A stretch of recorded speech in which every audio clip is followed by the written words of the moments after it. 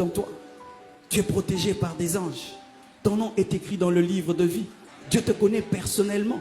Si tu meurs maintenant, tu vas au ciel. Et si Jésus revient, tu es enlevé. Tu as une destinée claire qui est écrite dans la Bible. Dieu est ton ami. Dieu est ton père. Jésus-Christ est ton grand frère. Tu es le fils du milliardaire, des milliardaires et des milliardaires, du milliardaire et des milliardaires, du milliardaire. Le roi des rois, le seigneur des seigneurs t'aime et il est mort pour toi. Comment un tel homme peut être triste? Réponds-moi, comment un tel homme peut être triste? J'étais un homme triste et très colérique quand j'étais païen. J'avais des blessures intérieures. Surtout que Dieu m'a créé court. Et voyez, mon frère était grand de taille, moi j'étais court. Ne riez pas mes frères, c'était une blessure intérieure. Et chaque fois que j'allais à l'école, j'étais devant. Tu vois, toute ma vie quand j'étais à l'école, les photos, j'étais toujours devant. Quand c'était les rangées, toujours devant. Et on disait toujours à mon frère, comment va ton petit frère? Non, c'est mon grand frère. Ah, c'est mon... Et des fois tu trouves une copine. Ah, mais dis, mais Marcel, je t'aime bien. Mais... Tu dis, Dieu, qu'est-ce que je t'ai fait? Et je ne m'aimais pas beaucoup. Et quand Jésus est venu dans ma vie, j'ai découvert que j'étais grand, que j'avais une destinée et que ma taille, ce n'est rien du tout. Et quand j'ai voulu me marier, j'ai épousé une femme grande de taille. Pourquoi? Pour dire, je suis grand. Alléluia. Et mon fils, vous savez, mon fils, il a 11 ans, il m'arrive déjà là. Ah. Et il aime bien venir au côté. Papa, papa, papa, papa. Et puis je dis, ben moi bientôt je serai le plus court de cette maison. Et ça te fait rien. Oh, mais ce géant là c'est mon fils, cette grande femme là c'est ma fille. Donc je suis plus géant que vous tous parce que je vous ai tous engendrés sous contrôle. Et je vous assure, j'ai oublié même que je suis petit de taille. Je viens de m'en souvenir maintenant.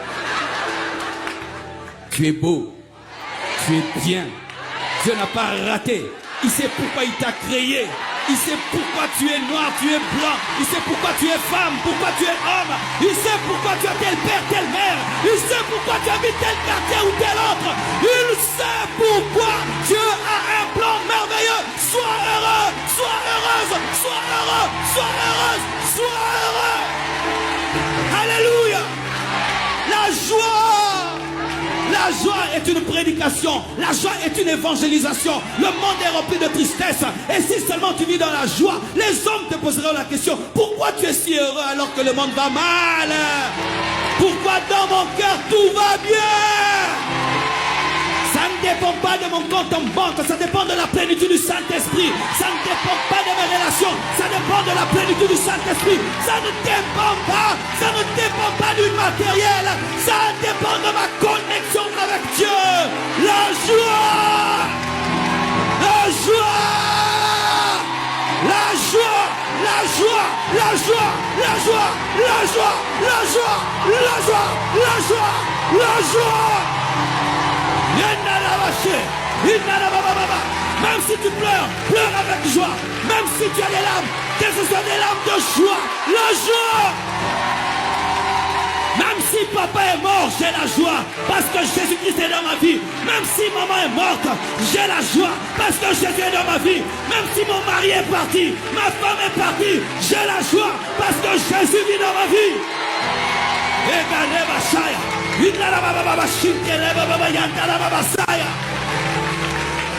Et tu n'auras jamais de dépression. Jamais, jamais de dépression. Jamais de dépression. Jamais de dépression. Jamais. Avant de donner ma vie à Jésus-Christ, j'étais un insomniaque. Un insomniaque. Je me réveillais et je regardais comment tout le monde dormait. Et je disais, qu'est-ce qu'ils font pour dormir? Mais quand Christ est venu dans ma vie, il m'a donné la paix. Il m'a donné la joie. Et je peux même oublier ce qui se passe autour de moi. La joie. La joie du Saint-Esprit est ta force. Ne perds jamais ton sourire. Ne perds jamais ces yeux-là qui brillent de joie. Ne perds jamais ça. J'ai connu des moments difficiles dans ma vie. Manquant de maison. Où m'habiller? Où me changer? Où mettre mes biens? Et je me regardais dans un miroir. Et je me disais à moi-même, ça va passer. Ce ne sont que des temps d'épreuve, ça va passer. Garde ta joie. Et j'allais à l'église, je prêchais de tout mon cœur. Ils pouvaient croire que j'avais tout, alors que je n'avais rien. Et un jour, ce qui était dedans a transformé ce qui était à l'extérieur. Car il y a un temps où tu t'appelles Abraham et tu n'as pas d'enfant, jusqu'à ce que ton nom puisse influencer ton atmosphère. Garde la joie même s'il y a des contradictions autour de toi. Garde la joie même si tout se passe à l'envers. Garde la joie même si tu vis des choses qui contredisent ta foi. La joie. Pourquoi tu souris? Dieu vit dans mon cœur. Pourquoi tu souris? Je suis le temple de Dieu. Pourquoi tu souris? Le maître du monde entier me connaît personnellement. Je ne sais pas quelle autorité de ce monde tu apprécies. Imagine que cette autorité-là t'appelle. Hé, comment Kabangé? Est-ce que tu vas bien? Rien que là, waouh! Tu sais, c'est lui qui m'a appelé. Mais chaque matin, le Saint-Esprit te réveille. Est-ce que ça va? Est-ce que ça va? Ça va? Mais je me sens faible. Ok, prie. Oh, fortifie-moi, fortifie-moi. Oh, présence. Ça t'arrive de sourire dans ta chambre tout seul? Ça t'est jamais arrivé? Tu es déphasé, déphasé. Un chrétien atteint le niveau où seul dans sa chambre, rempli de l'esprit, il rit.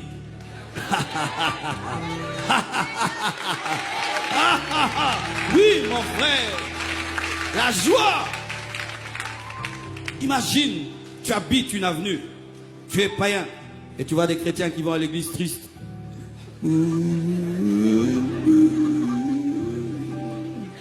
Tu vas leur dire, c'est où votre église? Mais tu habites l'avenue, tu vois des frères. Je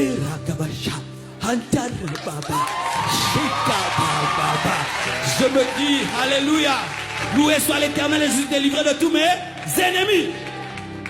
La joie du Seigneur est ma force. Il va te dire, frère, pourquoi es-tu si heureux? Mais tu marches à pied, tu n'as rien. Non, ma joie ne vient pas de cela. De quoi? Assis-toi, je vais t'expliquer. Tu sais, il y a un homme qui s'appelle Jésus. Il est venu sur la terre, il est mort à la croix. Il a versé son sang. Et après 3 jours, il est ressuscité d'entre les morts. Et alors que les disciples étaient dans la chambre haute, il a envoyé le Saint-Esprit qui les a remplis. Ce qui est arrivé dans Acte 2 m'est arrivé aussi. J'ai le Saint-Esprit en moi. Toi, tu as le Saint-Esprit. Comment on reçoit le Saint-Esprit? Agenouille-toi, dis Seigneur Jésus, je t'invite, entre dans ma vie et tu fais un disciple. Lorsque vous êtes rempli de tristesse, vous empêchez au monde de venir à Christ. Vous empêchez au monde de venir à Christ. Et tout le monde peut